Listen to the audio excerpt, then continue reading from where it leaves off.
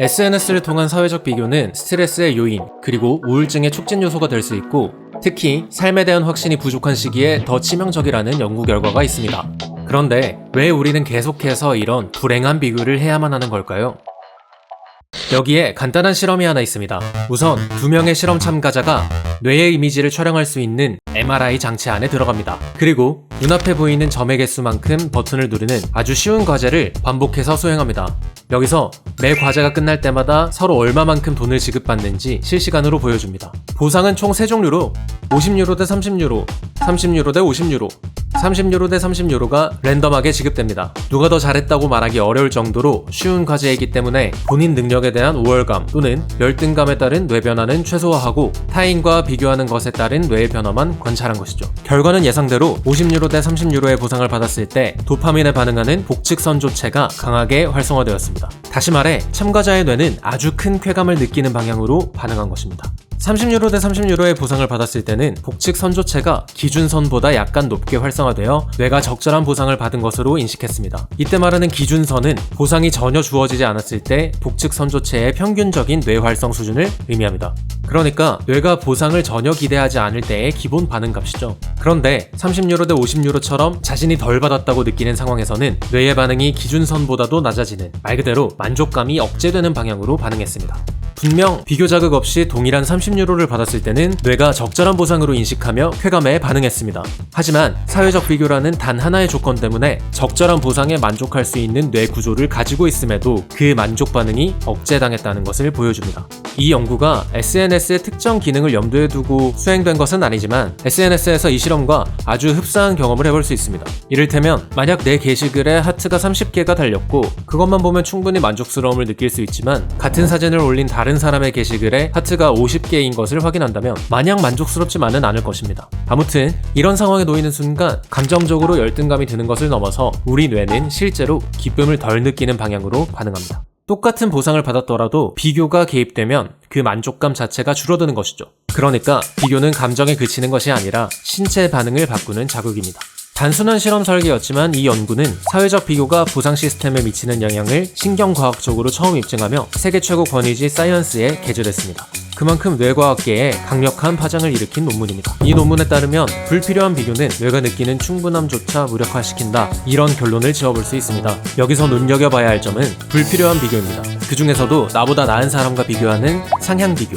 인간은 혼자 살아갈 수 없기 때문에 본능적으로 타인과 비교하며 집단 내에서 존중을 받을 수 있는지, 도태될 위험은 없는지 끊임없이 확인하려 합니다. 그런데 불필요한 상향 비교, 그러니까 몰라도 되는 나보다 나은 사람의 정보를 알게 되면 지금 충분한 보상을 받고 있음에도 만족하지 못하게 됩니다. SNS는 이 불행한 비교를 반복하게 만들고 내가 괜찮은 하루를 보냈더라도 타인의 더 좋은 하루를 보는 순간 뇌는 내가 실제로 누리고 있는 것도 충분하지 않다고 착각하게 되는 것입니다. 심지어 비교되고 있다는 걸 인지하지 못하고 있을 때에도 비슷한 결과를 보이기도 하는데요. 관련된 연구에서 아주 짧고 독특한 실험을 하나 진행했습니다. 우선 실험 참가자는 여대생이고 실험실 도착 후 대기실에서 매우 매력적인 여성 또는 평범한 여성과 함께 대기하도록 지시받습니다. 그리고 서로 아무런 상호작용 없이 10분을 대기한 뒤 참가자는 스스로의 외모에 대한 자기평가, 감정 상태 등에 대한 설문을 작성했습니다. 대부분의 참가자는 해당 여성과 스스로를 비교하지 않았다고 응답했지만 매력적인 여성과 대기했을 경우 단순히 같은 공간에 있었다는 사실만으로 외모 자기평가 수준이 떨어졌고 열등감과 위축감 등 부정적 감정은 늘어났습니다. 이 실험은 사회심리학에서 자주 인용되는 고전적인 실험인데요. 당신이 인식하지 않아도 비교는 당신의 감정을 지배한다는 메시지를 명확하게 보여주고 있습니다. 그리고 인간이 의식적으로 인지하지 못한 것에 대해서도 감정이나 자기평가에 영향을 줄 수 있다는 것을 입증한 어떤 실험에서는 화면 중앙의 점만 보도록 지시한 뒤 좌우 시야에 총 40개의 단어를 0.08초 동안 아주 짧게 하나씩 노출시키고 참가자의 자기평가와 인지 반응의 변화를 측정했습니다.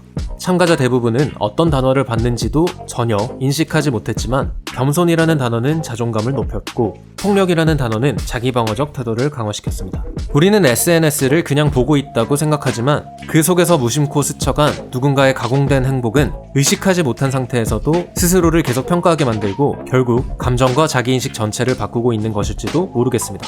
첫 번째는 불필요한 성향 비교, 두 번째는 비자발적 비교. SNS가 우리를 불행하게 만드는 두 가지 요인입니다. 오프라인에서 사람을 마주칠 때에는 모르는 사람과 나를 비교할 수단도 많지 않고 그럴 필요도 없습니다. 그런데 SNS에서는 비교 대상이 비정상적으로 많고 그 대상을 선택할 수도 없습니다. SNS에 몰입해서 빠져들기 시작하는 순간 불필요하게 비자발적으로 상향 비교를 하게 되고 감정 기복을 겪게 되어 스트레스와 우울증의 촉진 요인이 될 수 있는 거죠. 그런데 여기서 문제는 특히 SNS 사용이 많고 자기 삶에 대한 확신이 부족한 시기에 더 큰 영향을 미친다는 겁니다.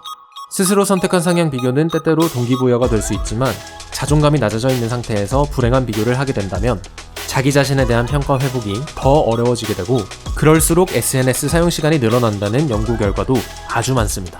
연일 뉴스나 인터넷 커뮤니티 등에서 부정적 통계가 쏟아져 나오는 지금 실제로 원하는 만큼 성취를 이루어내지 못하고 있는 사람들이 많을 것이고 가공된 정보가 넘쳐나는 SNS는 상향 비교의 지옥일 것입니다. 엄마 친구 아들과의 비교는 항상 불편합니다.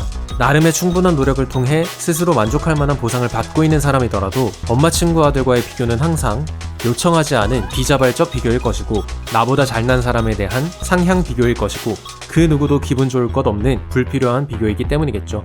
수동적이고 맹목적인 SNS 사용은 전 세계 엄마 친구 아들에게 가장 효율적으로 비교당할 수 있는 방법일 겁니다.